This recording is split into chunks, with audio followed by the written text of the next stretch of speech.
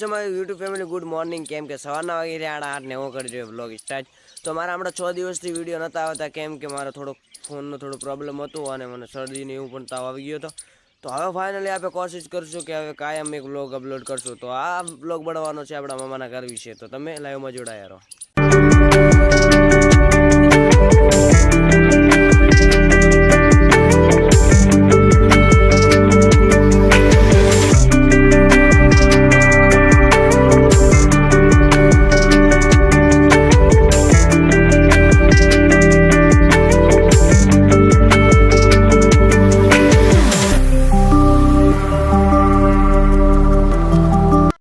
આ છે ઓસ્ત્રી અને આ બે રૂમ, એટલે એક આ રૂમ ને એક આ રૂમ. અને આ છે રસોડું. જો આ રસોડું ત્યાં બારી મૂકેલું છે અને આ રસોડું છે.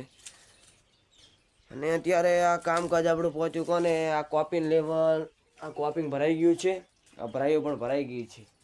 તો એના ઉપર થર મારી અને ડાયરેક્ટ હવે ઢાબુ ગોઠવવાનું થશે.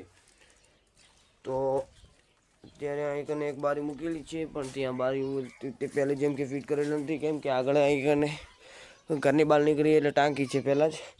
તો ટાંકી છે અને આ એક રૂમ છે, ત્યાં પણ બારી મૂકેલી છે. અત્યારે તમને નહીં દેખાય, કેમ કે અત્યારે ઘાસ બહુ આડું સણી આખી માથે આવી રહી છે.